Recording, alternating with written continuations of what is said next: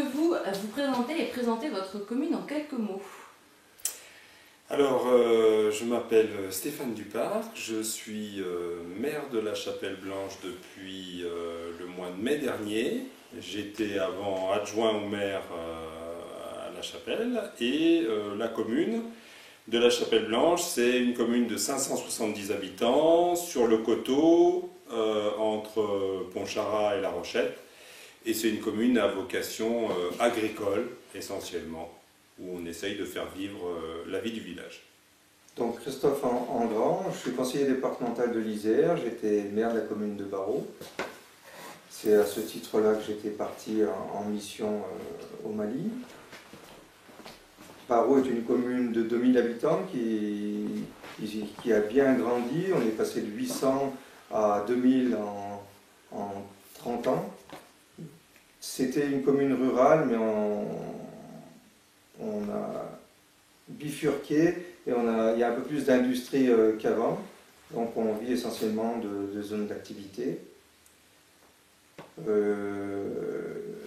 On est situé entre Grenoble et Chambéry, au pied de la Chartreuse.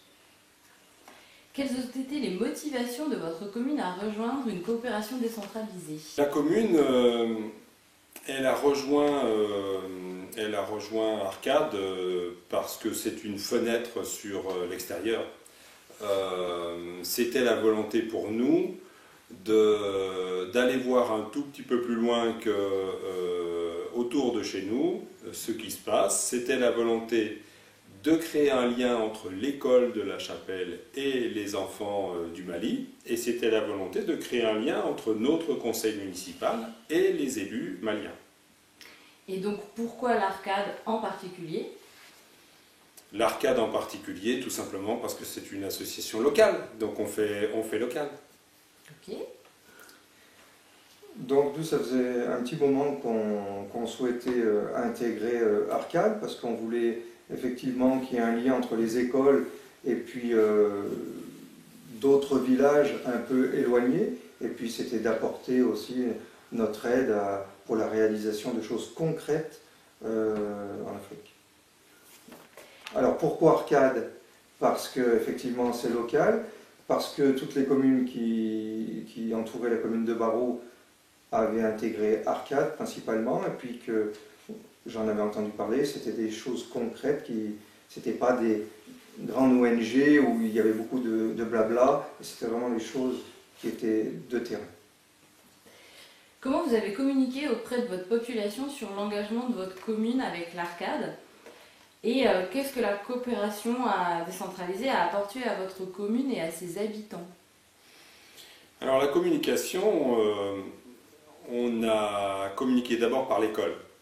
C'est-à-dire que le lien entre les enfants de l'école de La Chapelle-Blanche et les enfants du Mali, au travers d'Arcade, ça a été le premier contact pour les familles.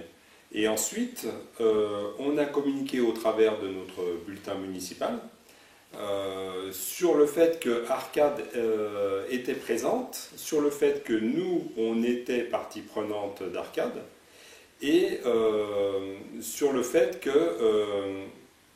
notre commune, elle avait son mot à dire dans Arcade, quelque part. Voilà. Qu'est-ce que la coopération a apporté à notre commune et à ses habitants? Il faudrait d'abord le demander à ses habitants, mais à mon sens, elle apporte quelque chose de très important, c'est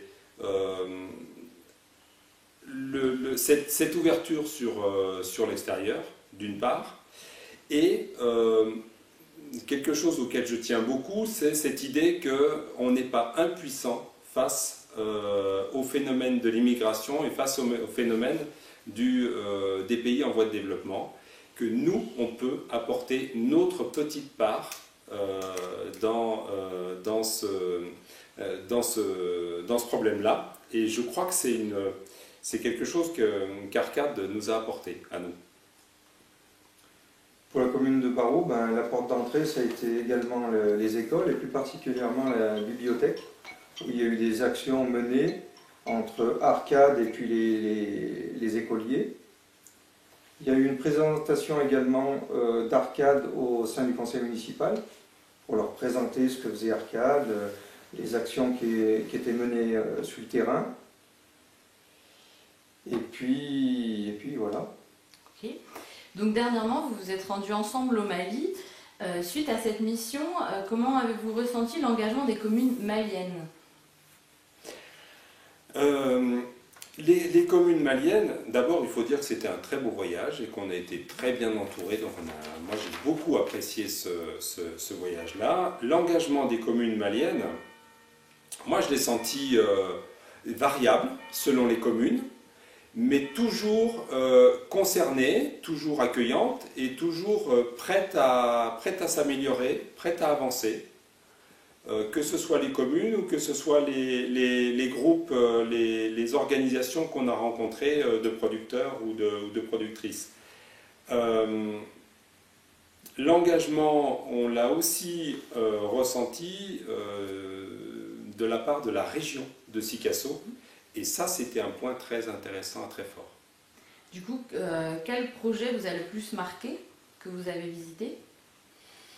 Alors c'est difficile parce qu'il y en a beaucoup, mais j'en citerai pas un, j'en citerai deux. Pour moi, c'est la plaine du Kouré avec ce riz qui était un projet formidable qui fait vivre des centaines de personnes, d'une part.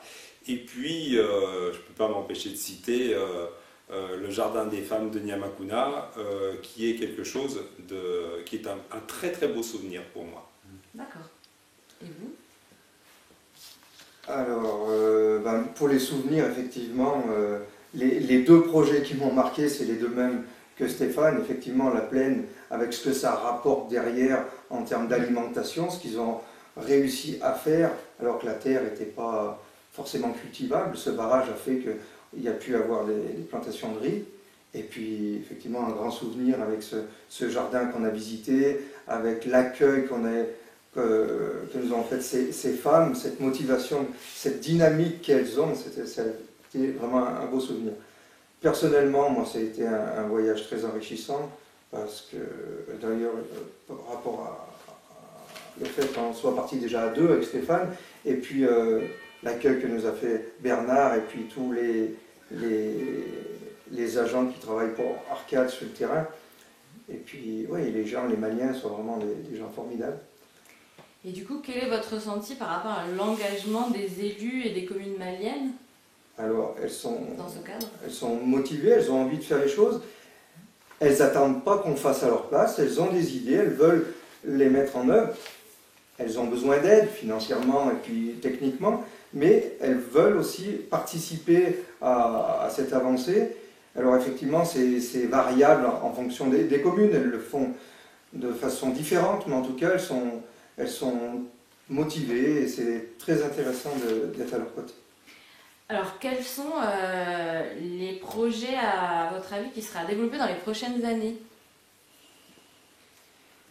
Eh ben, au niveau de travailler plus en communauté de communes, je dirais, ils ont touché un peu du doigt ce problème, parce qu'ils ont des projets qui sont pas uniquement pour un village, mais pour plusieurs villages. Donc, il faudrait qu'ils puissent se regrouper pour typiquement avoir des pistes qui relient deux villages. Ça a commencé à être fait, mais voilà, des choses pour les désenclaver un petit peu, qui puissent être plus proches des grandes villes pour pouvoir économiquement se développer. Et puis travailler sur, ça m'a un peu marqué, mais sur quelque chose de concret, la mangue. Il y a 90% des mangues qui sont jetées parce qu'ils ne peuvent pas l'exploiter. Je trouve ça dommage. Donc je sais que Arcade travaille, Bernard travaille sur le sujet pour essayer de les sécher et de pouvoir... François, oui, mais c'est vrai. François travaille le sujet. Et vous, quels seraient les projets à développer dans les prochaines années? Moi, je vais redire la même chose. Vraiment, on a vu sur place qu'il manquait une dimension intercommunale forte pour des projets de piste ou pour des projets importants à plusieurs communes. C'est toujours la question de se mettre ensemble pour faire mieux. C'est une question qui n'est pas seulement malienne, hein, qui est à peu près la même question ici, mais c'est d'autant plus intéressant, c'est d'autant plus enrichissant de voir ça au Mali. Mais vraiment, la question des pistes qui relient les villages les uns aux autres, elle devra passer par une forme d'intercommunalité. Et ça, c'est quelque chose qu'on a touché du doigt, comme le disait Christophe, mais qu'il faudra développer. Et donc pour terminer, seriez-vous prêt à repartir sur le terrain pour former ou sensibiliser des élus dans le cadre d'un projet de sensibilisation? Ah oui, tout de suite, oui. Ça a été tellement une belle expérience. Oui, oui, volontiers. Je n'ai pas oublié. Ah, là, c'est volontiers. Moi, je ne suis pas libre demain matin, mais lundi, oui, pas de problème. Je repars dès qu'il faut. Et pour terminer, à titre personnel, qu'est-ce que ça vous a apporté pour clôturer?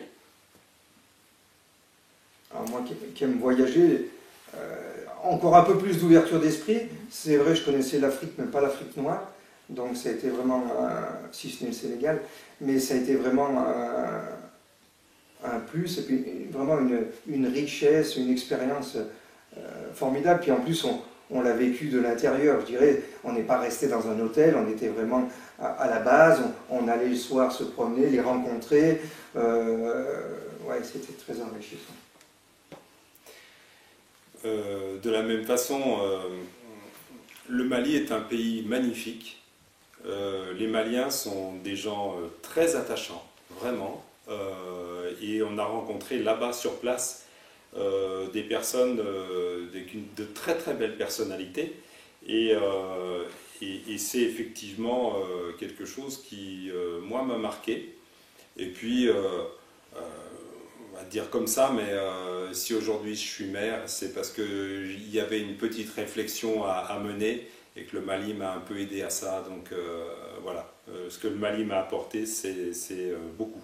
De prolonger votre engagement aussi ici en France. Tout à fait, tout à fait.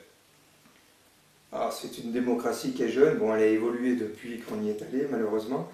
Mais il va falloir qu'il travaille entre le pouvoir démocratique et le pouvoir coutumier, parce que on voit qu'il y a encore des choses qui doivent changer. Ok, je vous remercie.